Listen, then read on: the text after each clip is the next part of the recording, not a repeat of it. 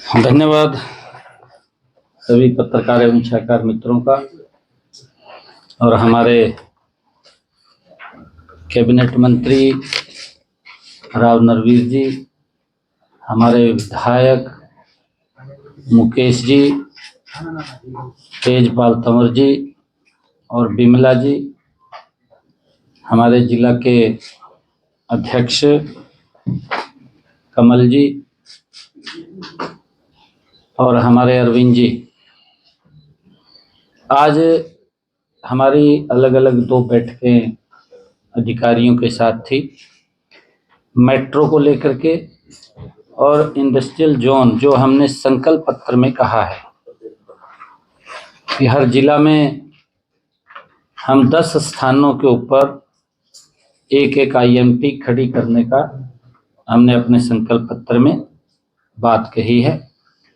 आज उसको लेकर के अधिकारियों के साथ हमने सारा रिव्यू किया है कि पीपी मोड पर इसको एक्सप्लोर किया जाएगा ताकि जो इन्वेस्टर्स है उसको सस्ती ज़मीन उपलब्ध हो सके उसके लिए, और इन्वेस्टर्स को जो सुविधाएं हम यहाँ उनको देंगे उसका सरलीकरण, ताकि किसी इन्वेस्टर्स को चक्कर न काटने पड़े।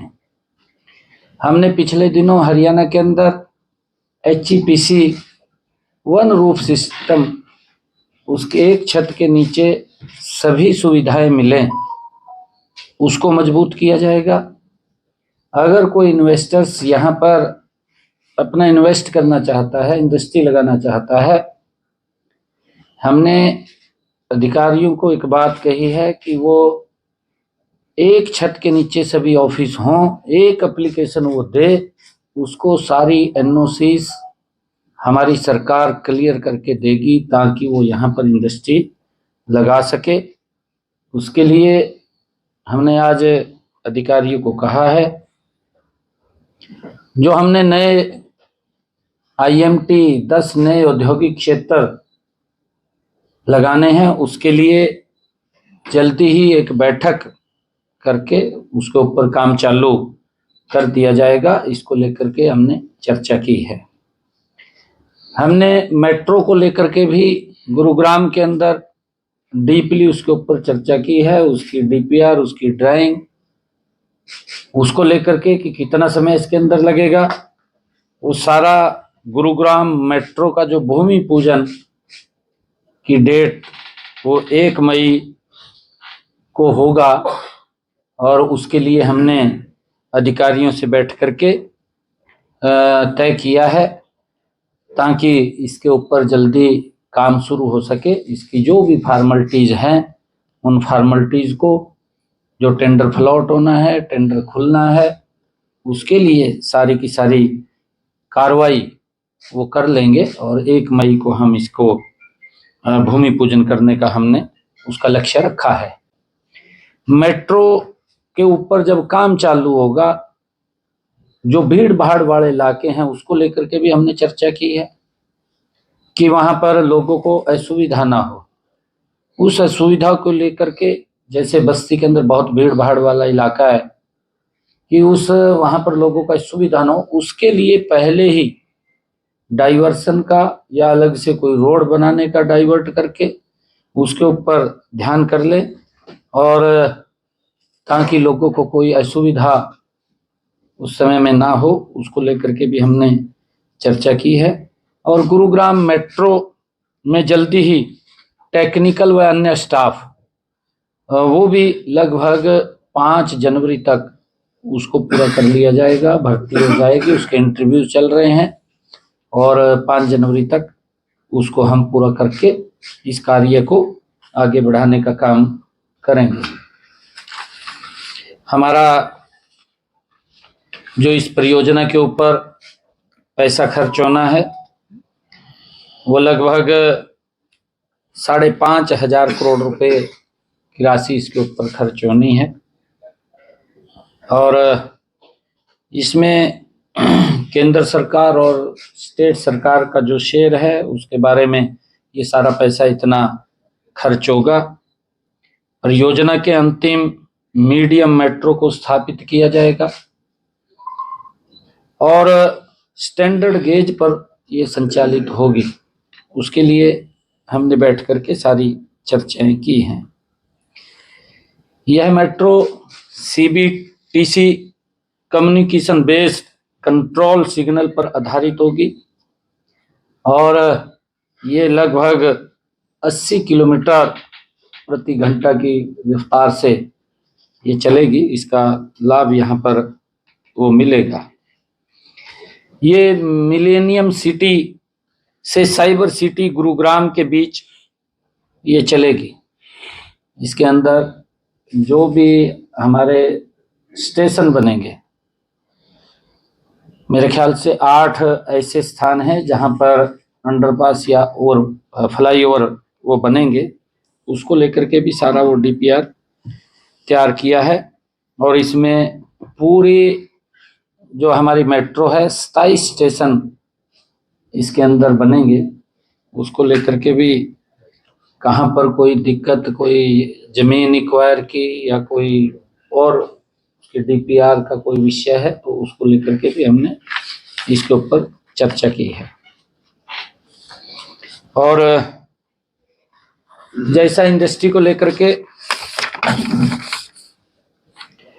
मैंने अभी आपको बताया है कि 10 शहरों में आईएमटी और हरियाणा में प्रमुख औद्योगिक शहर बसाने का पंचग्राम हमने ये निर्णय किया था कि जो हमारा केएमपी है या हमारे एक्सप्रेसवे हैं उनको चिन्हित करके कहाँ कहाँ पर ये शहर बसेंगे उसको लेकर के भी अधिकारियों को आज कहा है कि अगर उसके ऊपर चर्चा हुई है, उन 10 प्रमुख राजमार्गों के ऊपर उनको चिन्हित करके वहां पर बनाया जाएगा।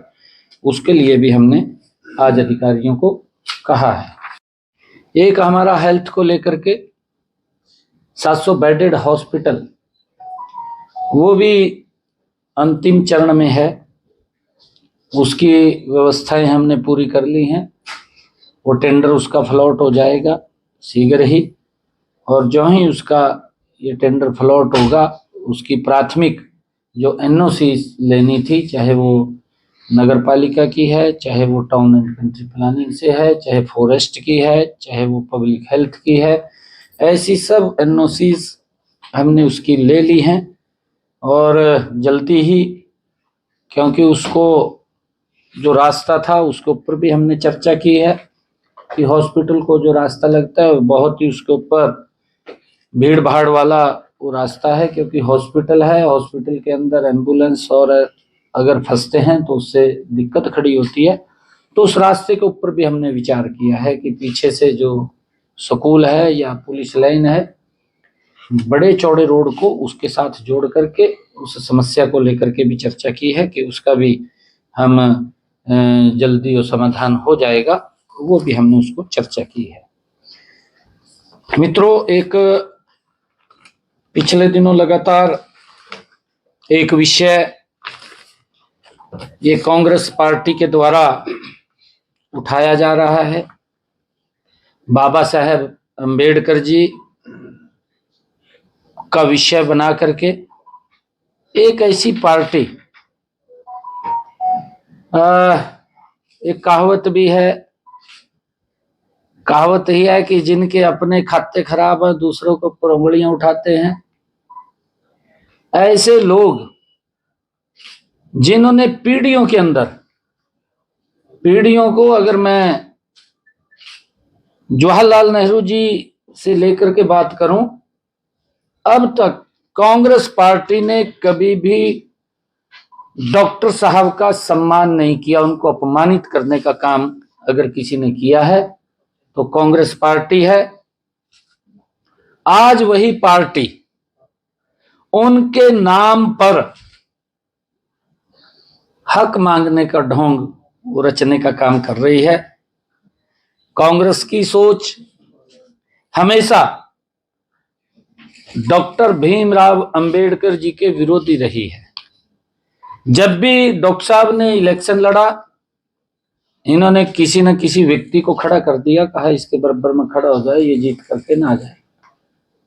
आज तक भी डॉक्टर भीमराव अंबेडकर जी को जो भारत रत्न दिया गया, इसके बारे में विचार तक नहीं किया। ये ढोंग रच रहे हैं, ये बात बोल रहे हैं। आज तक भी कांग्रेस पार्टी ने विचार तक नहीं किया। कांग्रेस पार्टी ने जो उसके डॉक्टर भीमराव अंबेडकर जी के पवित्र स्थल थे, इनके समय में क्या स्थिति उन स्थलों की थी, कम से कम कांग्रेस के नेताओं को आगे आकर के बताना चाहिए कि हमने ये सुधार किए थे। एक भी उनके स्थल का कांग्रेस ने कभी सोचा तक नहीं। वो धूल में मिट्टी में लिपटे रहते थे, उनके जो स्थल थे, कभी वहां सफाई की व्यवस्था इन्होंने नहीं की। मोदी जी ने आकर के उन 5 स्थानों को पंच तीर्थ के रूप में विकसित किया और भारत रत्न भी देने का गैर कांग्रेसी सरकार ने डॉक्टर भीमराव अंबेडकर जी को भारत रत्न से नवाजा। कांग्रेस ने तो कभी सोचा भी नहीं था। आज ये ढोंग रच रहे हैं, आज ये बाबा साहब के ऊपर राजनीति कर रहे हैं। इन्होंने बाबा साहब की उस मूल भावना के साथ भी खिलवाड़ किया है जो उन्होंने अपने पवित्र संविधान में लिखा था कि देश के संसाधनों के ऊपर सबसे पहले गरीब का हक है। कांग्रेस के लोग ये बताएं, 55 साल तक देश के ऊपर शासन किया।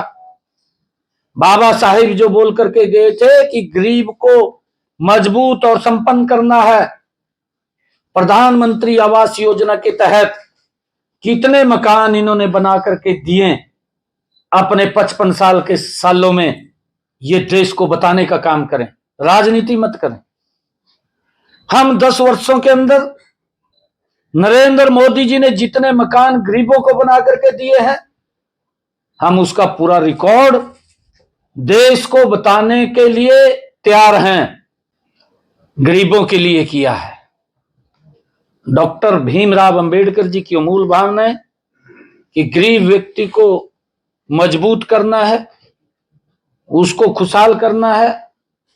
और हमारी सरकार, मोदी जी की सरकार, डॉक्टर भीमराव अंबेडकर जी के दिखाए हुए उस मार्ग पर मजबूती से आगे बढ़ रही है। ये राजनीति कर रहे हैं, कांग्रेस राजनीति कर रही है। क्योंकि जब 55 सालों में गरीब के लिए कुछ किया नहीं और गरीब ने इनको नकार दिया, बाहर का रास्ता दिखाई दिया। ये हमारे हरियाणा के अंदर देश में पहले तो ये उस पवित्र संविधान की बुक को लेकर के राहुल बाबा भी घूम रहा था पूरे देश के अंदर। अरे भाई, तू बुक तो लेकर घूम रहा, तेरे को हम रोकते नहीं भी था, क्यों बुक लेकर घूम रहा? और तेरी पार्टी ने 55 सालों तक क्या गरीब के लिए किया वो भी बताए थे, तो क्यों उठाए फिर रहा उस बुक को?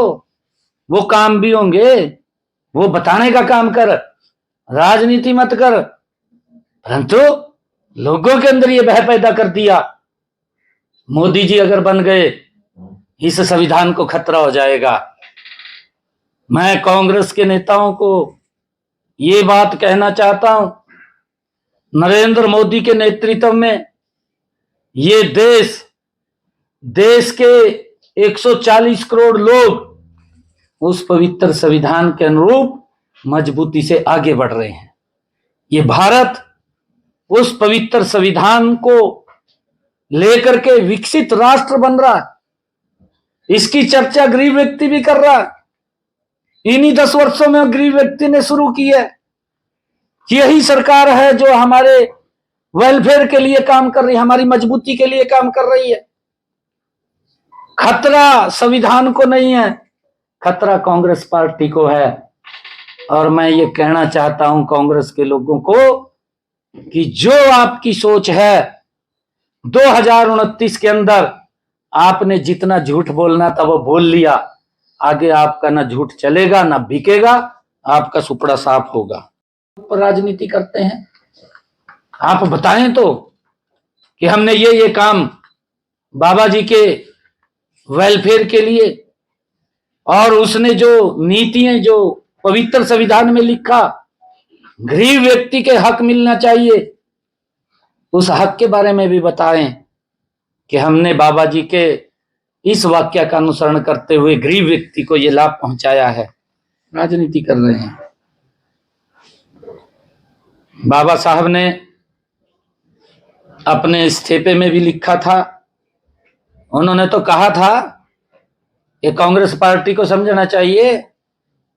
क्यों नहीं समझते? ये किसी और ने नहीं लिखा, डॉक्टर भीमराव अंबेडकर जी ने एक पत्र लिखा और उस पत्र के अंदर कहा कि मैं वित्त और उद्योग क्षेत्र में पढ़ा लिखा था, मगर मुझे उससे जुड़ा एक भी विभाग नहीं दिया। किस प्रकार से अपमानित कांग्रेस पार्टी करती थी, और एक भी संसदीय कमेटी में हिस्सा नहीं बनाया। यह डॉक्टर भीमराव अंबेडकर जी की पीड़ा थी, जिन्होंने एक पत्र लिख करके कहा, और मुझे कानून मंत्रालय दिया तो गया मगर ईमानदारी से काम करने नहीं दिया गया। किस प्रकार की कांग्रेस की सोच थी। और उन्होंने ये भी कहा कि मुझे हिंदू कोड बिल के कार्य को पूरा नहीं करने दिया गया। कांग्रेस पार्टी एक ही वर्ग को लेकर के काम करती है। ये बाबा साहब ने लिखा है कि केवल मुसलमानों की ही चिंता की गई, लेकिन एससी एसटी को उचित संरक्षण प्रदान नहीं किया। ये बाबा साहब ने कहा है, और ये लोग राजनीति करते हैं। इनको अधिकार नहीं है बाबा साहब की मूर्ति उठाने का। इन्होंने जो लोग बाबा साहब का अपमान करते हैं, और उन्होंने ये भी लिखा कि प्रधानमंत्री का सारा ध्यान मुस्लिम समुदाय के लिए समर्पित था। ये कांग्रेस के बारे में लिख रहे हैं बाबा साहब। उन्होंने लिखा है चिट्ठी में, और ये भी कहा कि मुसलमानों को दिए जा रहे संरक्षण से मुझे कोई आपत्ति नहीं हुई, लेकिन क्या देश में केवल मुसलमानों को ही सुरक्षा की आवश्यकता थी और कोई समाज नहीं था? ये किस प्रकार की राजनीति कर रहे हैं? ये किस प्रकार से देश को फाड़ने की कोशिश ये लगातार कांग्रेस की रही है? क्या कारण थे? जम्मू कश्मीर धारा 370 35 से वहां पर रहा, इसके बारे में भी बताने का काम करें। और ये राहुल बाबा बोलता है कि जो धारा 370 को हटाएगा, दोबारा रिवर्ट करेगा, हम उसको समर्थन करेंगे। कांग्रेस ने समर्थन किया। ये राहुल ने ही समर्थन किया है, किसी और ने नहीं किया। क्या देश को तोड़ना चाहते हैं? देश के साथ खिलवाड़ करना चाहते हैं? क्या डॉक्टर भीमराव अंबेडकर जी की उस भावना, मूल भावना के साथ खिलवाड़ करना चाहते हैं? देश को बताएं। देश आज इनसे पूछना चाहता है, देश आज इनसे जवाब चाहता है। देश इनसे ये नहीं चाहता कि ये लोकसभा के अंदर खड़े होकर के हल्ला होकर के घर चले जाएं। मैं कांग्रेस के नेताओं को फिर ये कहना चाहता हूं कि देश पूर्ण रूप से देख रहा है आपके क्या क्रियाकलाप लोकसभा के अंदर हैं। आपको आने वाले 2029 के चुनाव में बिल्कुल सुपड़ा साफ आपका करेगा।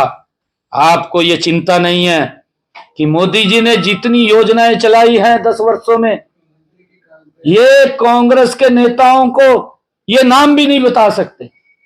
लोगों को उसका लाभ मिल रहा, ये तो विरोध करने के लिए।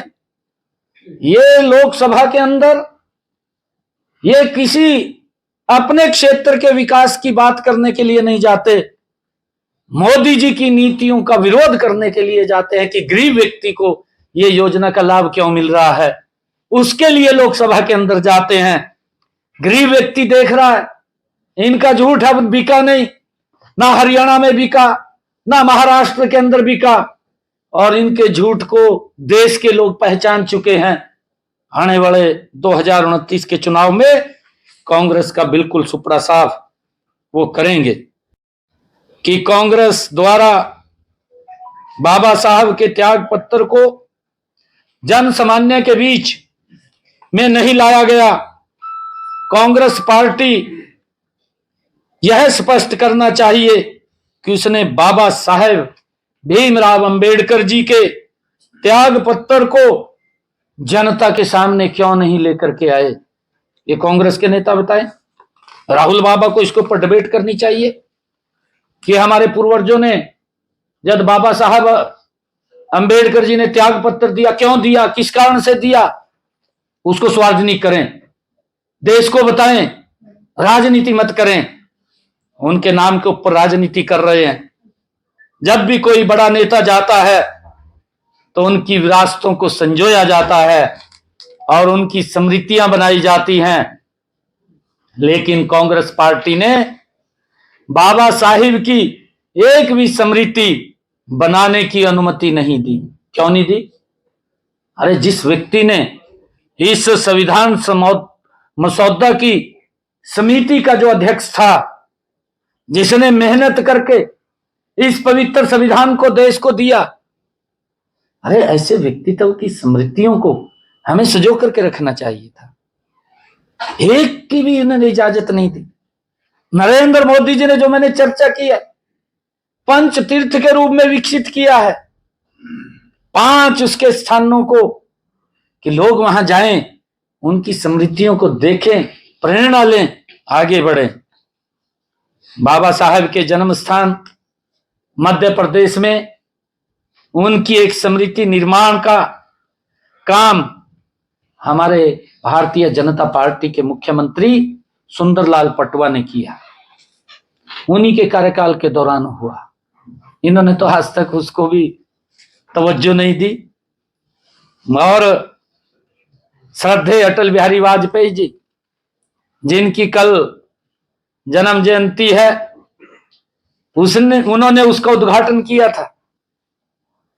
पूर्व प्रधानमंत्री श्री चंद्रशेखर जी ने दिल्ली स्थित अंबेडकर सेंटर के स्थान की स्वीकृति दी थी, लेकिन कांग्रेस पार्टी ने उसे बनने ही नहीं दिया। कैसे बनने दें? डॉक्टर भीमराव अंबेडकर जी के नाम से है, कांग्रेस कैसे बनने देगी? नहीं बनने देगी। वो डॉक्टर साहब को थोड़ी चाहते हैं, वो नहीं चाहते डॉक्टर साहब को, वो तो उसका अपमान करना चाहते हैं। और आदरणीय नरेंद्र मोदी जी ने उस अंबेडकर सेंटर का भव्य निर्माण किया। उस स्थान को एक पवित्र स्थल के रूप में विकसित करने का काम अगर किसी ने किया, वो आदरणीय नरेंद्र मोदी जी ने किया है। भाइयों, ये लोग बोल रहे हैं इनको कौन सा अधिकार है? ये तो लड़ाई झगड़ा करने जहां उस्मान तर इनका सुपड़ा साफ होने वाला है। ये तड़फ रहे हैं बेचारे, क्या करा क्या ना करा, इनकी तड़फ, क्योंकि दर्द तो कहीं और, पीड़ा कहीं और निकल रही है इनकी। आने वाले समय के अंदर ना तो वो दर्द निकलेगा, ना पीड़ा निकलेगी, ना घर बैठेगे आराम से। जनों, देश देख नहीं रहा? देश सारा कुछ देख रहा है, और देश इनके क्रियाकलापों को भी देख रहा है, ये क्या कर रहे हैं, क्या नहीं कर रहे। मोदी जी की सरकार ने लंदन में बाबा साहेब जहां रहते थे, जहां उन्होंने रह करके पढ़ाई की है, वहां उनकी एक स्मृति बनाई है। दिल्ली में उनके निवास स्थान पर स्मृति स्थापित की है। नागपुर की दीक्षा भूमि और मुंबई की चैतन्य भूमि की स्मृतियां भी श्रद्धेय नरेंद्र मोदी जी ने बनाई हैं।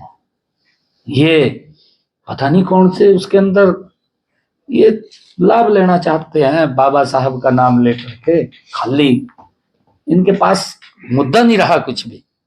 कांग्रेस पार्टी ने बाबा साहेब की स्मृतियां बनाने के लिए अगर कोई भी कदम उठाया हो तो राहुल बाबा बताए ना, तेरे पास तो सारा रिकॉर्ड है, बताना चाहिए इसने कि हमारे पूर्वजों ने बाबा साहब को सम्मान देने के लिए ये काम किया। क्यों नहीं देता? देना चाहिए जवाब, बिल्कुल बताना चाहिए। देश पूछ रहा है, देश के लोग पूछ रहे हैं कि ऐसी महान विभूति जिसने इस पवित्र संविधान को दिया है, उसके स्मृतियों को सजोने के लिए क्या काम किए हैं, वो बताएं ना। कांग्रेस पार्टी ने जो बाबा साहेब की स्मृतियां बनाने के लिए कोई कदम नहीं उठाए और अड़चने डाली, जबकि देश भर में नेहरू जी, श्रीमती इंदिरा गांधी, संजय गांधी, राजीव गांधी के नाम पर सैकड़ों स्मारक खड़े कर दिए। इनकी सरकार के अंदर आप देख लो, इंदिरा गांधी एयरपोर्ट से आप चढ़ जो, राजीव पर उतर जो, ये स्थिति थी। इससे अलग कोई और एयरपोर्ट का नाम नहीं था। पिछले 10 वर्षों के अंदर देश के महापुरुषों के नाम से अलग अलग क्षेत्र के अंदर, अलग अलग स्टेट्स के अंदर जो वहां के महापुरुष हुए हैं, उन महापुरुषों के नाम से एयरपोर्ट के नाम रखे गए हैं। ये तो खाली परिवार को लेकर के चलते थे, परिवार की ही बात करते थे, परिवार से बाहर नहीं। इनको अच्छा नहीं लगता था डॉक्टर भीमराव अंबेडकर, उससे तो इनको बदबू आती थी। इनको डॉक्टर भीमराव अंबेडकर से कोई वो थोड़ी आती थी गुलाब के फूल की मुस्को, इनको बदबू आती थी। और जब देश के लोगों ने इनको नकार दिया, अब तड़फ रहे हैं। तड़फने से अब कुछ नहीं बनता। वर्षों पहले हमने एक कार्टून देखा जिसमें एक जंगल सफारी का नाम गांधी परिवार के ऊपर था। एक कार्टून आया था, उसके अंदर रखा गया था। उसे देखकर एक बच्चा अपने पिता से पूछता है, क्या कोई भी चीज परिवार के अलावा देश में नहीं हो सकती? एक बच्चे ने अपने पिता से पूछा, क्या इस परिवार से अलावा कोई चीज और भी हो सकती है क्या? जिस पर पिता चुप रहे, और यही सच्चाई हमारे सामने है, देश के सामने है।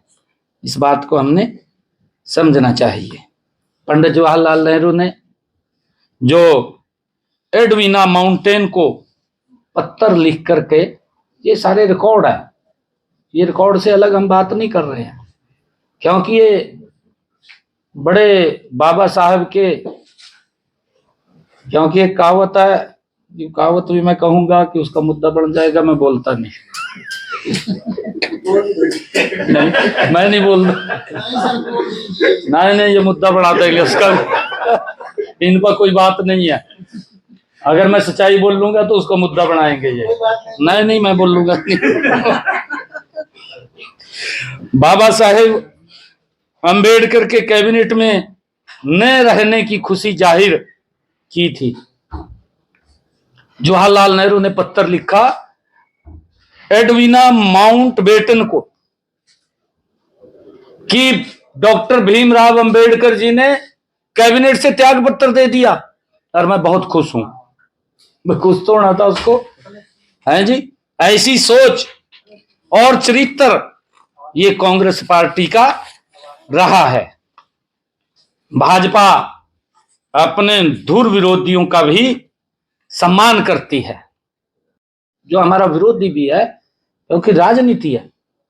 हमारा उनका सम्मान करना हमारी जिम्मेवारी है, क्योंकि उन लोगों ने अपने तरीके से देश को बनाने का प्रयास किया।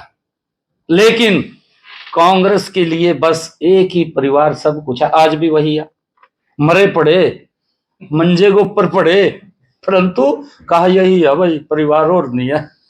कई बारी लॉन्च भी करा, फिर वो लॉन्चिंग फेल हो जा। कैसे लॉन्च सक्सेस होगा? सामान तो अंदर है नहीं, कुछ भी सामान तो खाली पड़ा। लॉन्च कैसे करेंगे उसको? सामान नहीं रहा। 55 सालों के अंदर कोई सामान ही नहीं डाला। जब सामान डालते तो लॉन्च होता ठीक ठाक। चाइनीज सामान लग रहा है सारा।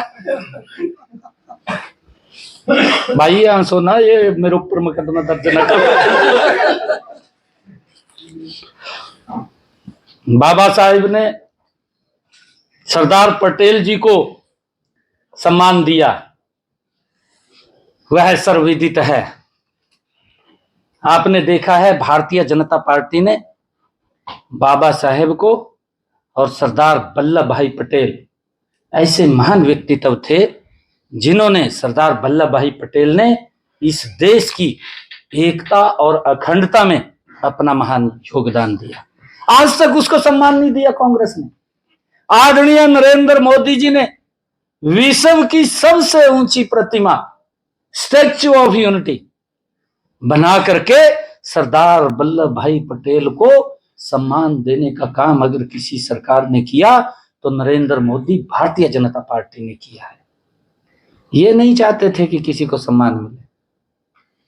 जिस व्यक्ति ने अखंड भारत का निर्माण किया, ऐसा महान व्यक्तित्व, उस व्यक्ति को यह सम्मान नहीं दिया। और भाजपा ने सरदार पटेल जी की जब मृत्यु हुई 1950 में, उन्हें भारत रत्न 42 वर्ष बाद 1991 में दिया गया। और मौलाना आजाद की मृत्यु 1959 में हुई, लेकिन उन्हें भारत रत्न 1992 में दे दिया। क्यों भेदभाव कर रहे भाई?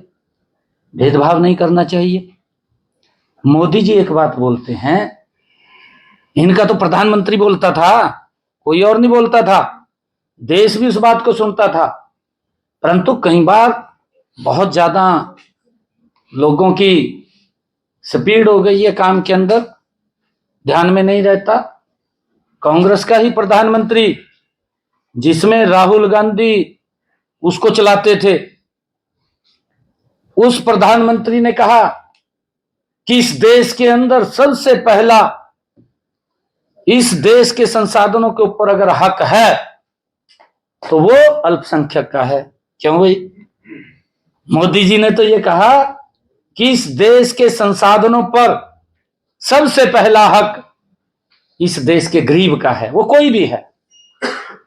अरे देश को तोड़ने का काम, देश के अंदर भेदभाव करने का काम ये कांग्रेस पार्टी कर रही है। ये तो इनके रील्स हैं, आप सुनिए ना क्या क्या ये बोलते थे। और ये इसके अंदर आ गया। सरदार पटेल की मैंने बताया है कि उनकी मृत्यु 1950 में हुई, 42 वर्ष लगे उसको भारत रत्न देने में, जिसने अखंड भारत का निर्माण किया, 562 रियासतों को एकजुट करने का काम किया। और 1959 में मौलाना आजाद की मृत्यु हुई, 1959 में हुई, तो भारत रत्न उनको देने का काम इन्होंने किया है। 1991 में भारतीय जनता पार्टी ने ही, प्रधानमंत्री पीवी नरसिम्हा राव जी थे, अगर तब भी गांधी परिवार का कोई व्यक्ति प्रधानमंत्री होता तो इन सभी को भारत देने का काम भी अटल बिहारी जी की सरकार ने किया। अब्दुल कलाम, आजाद और सरदार पटेल नेहरू जी के विरोधी थे, लेकिन कांग्रेस ने उनका सम्मान नहीं किया। और यही रवैया बाबा साहेब भीमराव अंबेडकर जी के साथ भी अपनाया गया। ये राहुल गांधी के परिवार का इतिहास है। कांग्रेस पार्टी द्वारा किए गए बाबा साहेब के अपमान का तगमा लेकर के चल रहे हैं। राहुल गांधी को ये नाटक बंद करना चाहिए। नाटक है, इसके पास कहने के लिए कुछ नहीं है, अधिकार नहीं है इसको कि ये बाबा साहेब के ऐसे महान व्यक्तित्व की फोटो उठा करके ये चले, कोई अधिकार नहीं है। क्योंकि अगर इन्होंने कुछ किया तो उठाए ना, कौन रोकता है? कोई नहीं रोकता।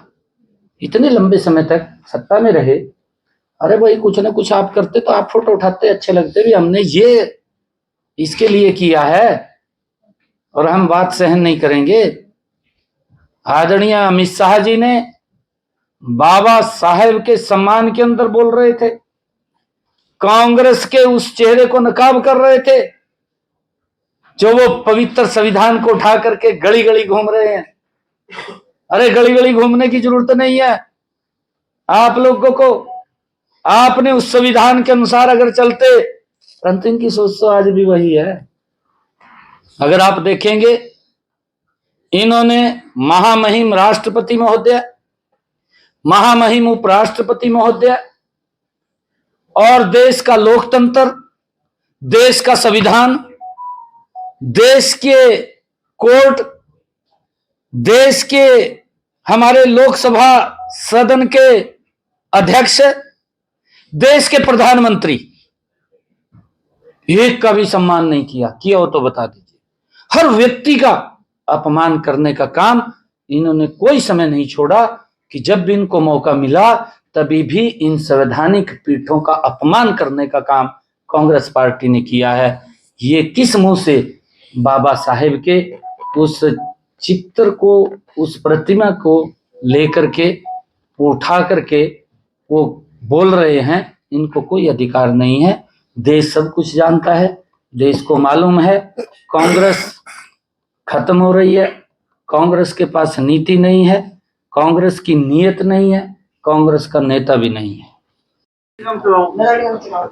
नहीं, आज नगर निगम चुनाव को लेकर के बैठक नहीं हुई है। हमारी पूर्ण तैयारी है, उसकी वार्ड बंदी चल रही है और हम जल्दी ही जो ही चुनाव आयोग डेट देगा, हमने चुनाव आयोग को कहा है कि सरकार चुनाव कराने के लिए तैयार है और हम जल्दी ही चुनाव करा लेंगे। कांग्रेस में एक बाजी देखने को मिली है, जिला प्रभारी की सूची जो है वो जारी की गई थी अध्यक्ष द्वारा, लेकिन जो उनके प्रभारी है उनकी तरफ से उनको रोक दिया गया।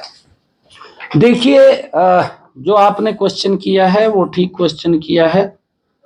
यही तो फ्रस्ट्रेशन है राहुल गांधी की। कदियो संविधान ठहले, उनके तो नीचे जमीन नहीं रही, जमीन तो साफ होगी। और मैंने लास्ट में क्या शब्द कहा? ना नीति है, ना नीयत है, ना नेता है। एक प्रदेश का अध्यक्ष अपने प्रभारी को कह दे, कहा तेरे को मैंने हटा ही दिया।